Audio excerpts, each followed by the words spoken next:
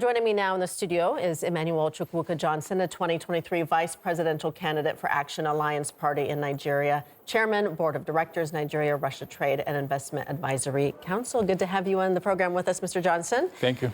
What positive incentives do you think were behind Nigeria becoming a full-fledged member of BRICS, and how will the relationship likely share its politics? Okay, you need to understand Nigeria, where Nigeria is coming from, for years, Nigeria has been battling with the economy. It's like the economy of Nigeria have failed or defied the solutions. And here is BRICS, which is a club of true friends, a club of associates who have a defined step to battle with the Western influence, And Nigeria being a victim to what the Western policies have been producing. So BRICS provide the opportunity for Nigeria. And in order to revive our economy, BRICS proffer the solution.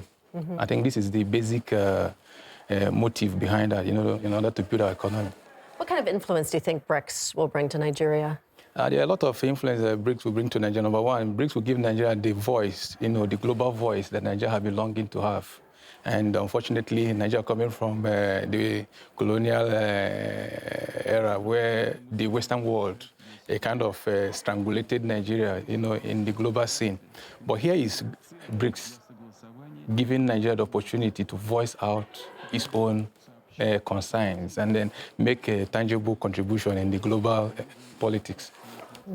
Well, what do you think will be the impact of BRICS expansion, not just the full-fledged members, but the partner states, as it looks to balance power between the West and non-Western states? In a nutshell, the impact will be just a correction of what is obtainable today.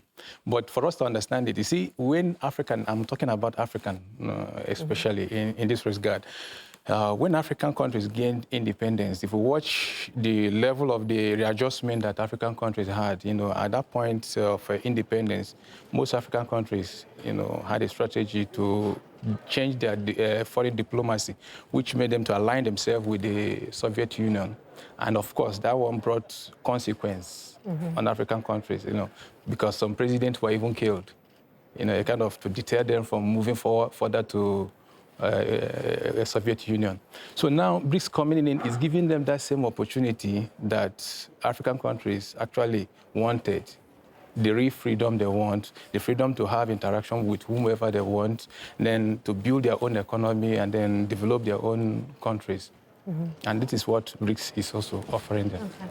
So how do you think African nations can leverage their membership in BRICS to enhance their global influence? Because oftentimes we hear the West talk about Africa as if it's a single country, when in fact it's quite a diverse continent. So how can they leverage this membership in BRICS? Now, how can they leverage on this partnership is that look at the countries who are members of BRICS. Russia is there. China is there, India is there, Brazil is there. You see, these are major powers, so to say, from the various continents.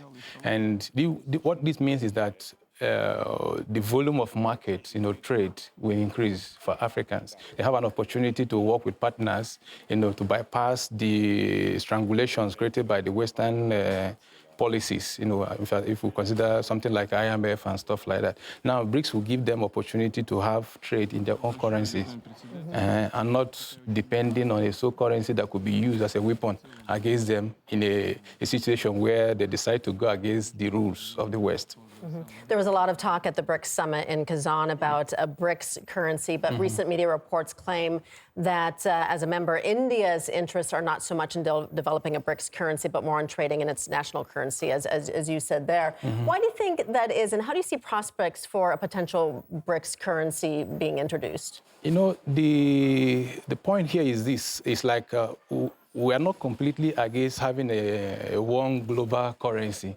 But what I think most people are against is using that same currency as a weapon against other nations, like the American. And, when you go against America and their interests, now the next thing they'll come up with is sanction against you. And that doesn't provide I think that it doesn't make it good for a global currency in that way. But in BRICS, I don't see that happening. Nobody is going to sanction anybody for using a common currency. Even though the discussion so far, as I know, is about having a platform where people can trade in their different currencies. Well, Donald Trump, though, has warned BRICS nations that the U.S. will increase tariffs 100% if a new currency is introduced or if they abandon the dollar as a currency for trading. How effective do you think threats like that are in restricting BRICS? Well, the first thing we need to understand is that Donald Trump said this during campaign, and then when politicians talk during campaign, you don't take it serious. That's point number one. Second, if we watch the population of BRICS countries, then I think they control about 55% of the population of the world. What it means is that the trade is there. America is about 300 million. Now, who will lose if Trump makes that? I think America will suffer more. Yeah. Why the BRICS country have other avenue to carry on with their trades? What are some other ways to possibly counter the U.S. dollar's influence? The only way we can do to counter them is just to do what we are doing. I mean, standing with the BRICS, enlarging the coast of the BRICS, because it's like virtually everybody is tired of this Western control world and policies. We hear a lot of Russophobia in the West, but what about in Africa, Nigeria specifically? How do Nigerians feel about Russia? And do sanctions imposed on Moscow, do they have any kind of impact on bilateral relations? No, it can never have. One thing about Russia and Nigeria is that if we look at Nigeria and Russia, we share so many things in common. And for instance, Russia, if I would take Russia, is the most populous country in Europe. Nigeria is the most populous country in Africa. Second, Russia believes in family values. Nigeria also believes in family values.